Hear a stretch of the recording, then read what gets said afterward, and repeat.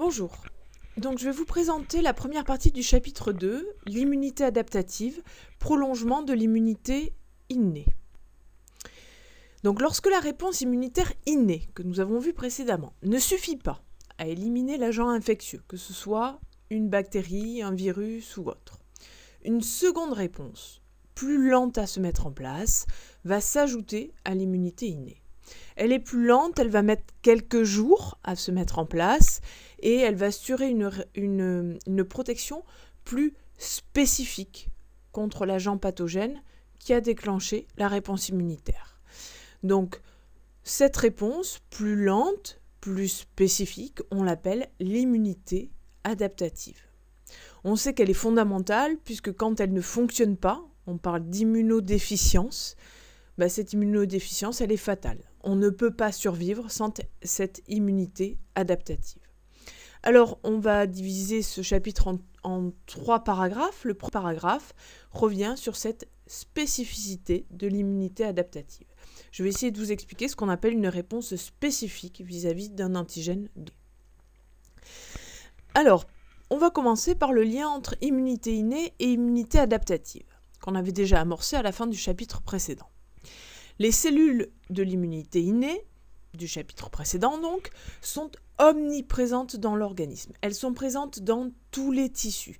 Elles patrouillent en permanence. Ce sont des cellules sentinelles. Elles sont prêtes à agir de façon immédiate. Au contraire, les cellules de l'immunité adaptative, qu'on appelle des lymphocytes, sont concentrées dans les organes lymphoïdes secondaires et elles ne sont activées qu'à la suite de la rencontre d'un antigène. Donc je vais expliquer ça.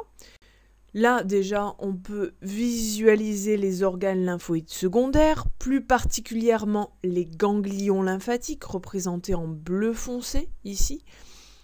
Et c'est dans ces ganglions lymphatiques que sont concentrés les lymphocytes, les cellules de l'immunité adaptative. Elles attendent d'être activées dans ces ganglions. Et les lymphocytes seront activés. Quand ils seront activés, ils vont se mettre à se multiplier, à proliférer, et ça va provoquer le gonflement de ces ganglions. Mais qu'est-ce qui active ces lymphocytes qui attendaient tranquillement dans les ganglions lymphatiques? Ce qui va les activer, ce sont les cellules de l'immunité innée, qui viennent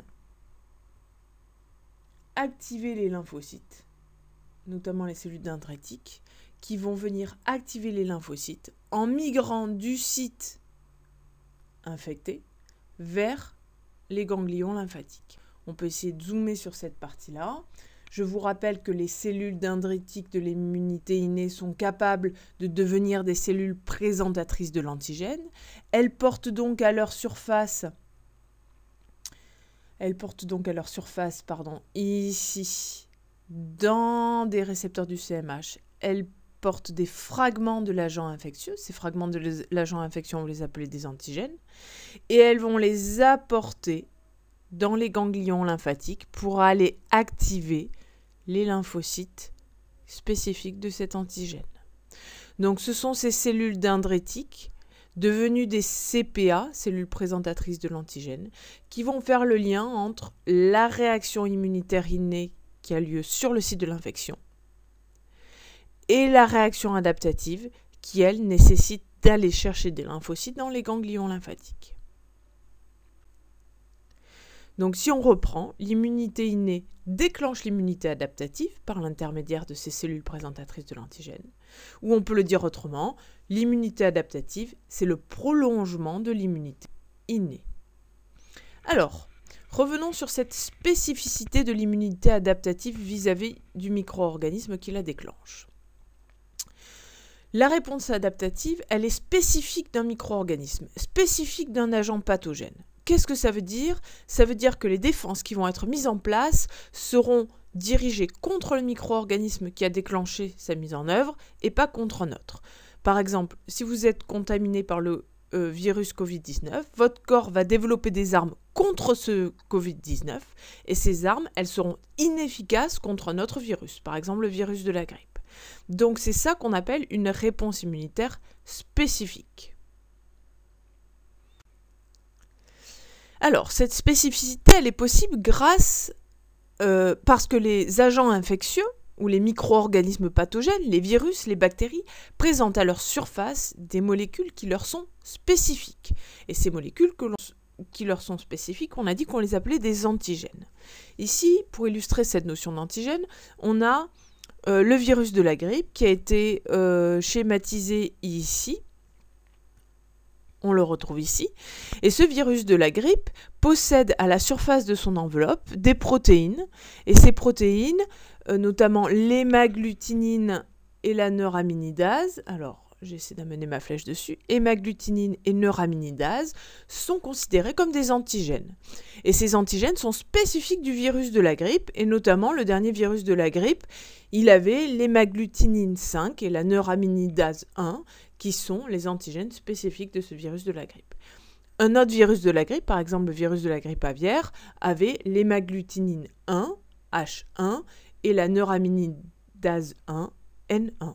Tout ça pour vous dire, c'est absolument pas à retenir, mais que chaque micro-organisme possède des molécules particulières qui lui sont propres et que notre système immunitaire va être capable de détecter. Si on revient au Covid-19, le SARS-CoV-2, je vous l'avais présenté, sa structure, à la surface de son enveloppe, on va retrouver des hémagglutinines notamment, qui sont spécifiques du SARS-CoV-2 et qu'on va appeler des antigènes de ce micro-organisme, de virus.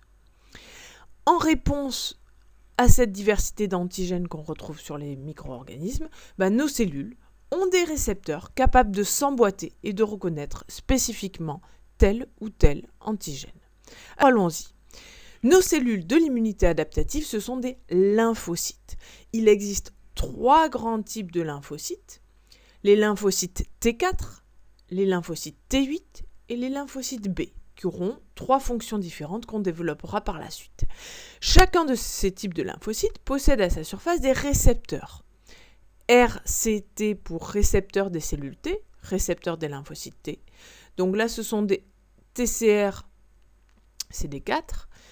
Là, ce sont des TCR CD8. Et là, les récepteurs des lymphocytes B, on les appelle des BCR ou encore des anticorps membranaires, des anticorps qui sont enchâssés dans la membrane des lymphocytes B.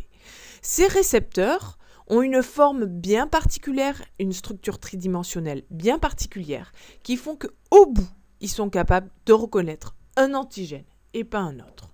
Je vais développer ça dans la diapositive suivante. On va se concentrer sur les lymphocytes B et je vais vous présenter très schématiquement, bien sûr, différents lymphocytes B. Différents par quoi? Par l'anticorps membranaire, par leurs récepteurs, si vous préférez, qu'ils ont à leur surface. Ces récepteurs ont des formes très différentes d'un lymphocyte B à l'autre. On estime qu'il existe chez chaque individu environ 10 000 milliards de lymphocytes B différents par le récepteur qu'ils possèdent. Chaque lymphocyte B pouvant reconnaître un type d'antigène et pas un autre, par la forme de ce récepteur. Ainsi, les récepteurs de l'immunité adaptative forment un répertoire immense qui va permettre de reconnaître une multitude d'antigènes différents. On peut même dire une infinité d'antigènes différents. C'est pareil pour les lymphocytes T. On estime qu'il y en a 10 000 milliards de lymphocytes T différents par le récepteur qu'ils ont à leur surface, capable de reconnaître un antigène et pas un autre. Donc voici une diapositive qui montre des lymphocytes B différents. Alors, on n'en a pas représenté 10 000 milliards, mais il y en a 6 clones de lymphocytes B différents. Et un antigène que, très schématiquement, on a représenté rectangulaire. Et on a montré qu'un seul de ces lymphocytes B était capable de reconnaître cet antigène parce qu'il possédait le récepteur qui lui permettait de s'emboîter dans celui-ci. Donc, si cet antigène de cette forme-là est reconnu par ce lymphocyte B, c'est celui-ci qui va être activé et qui va se mettre à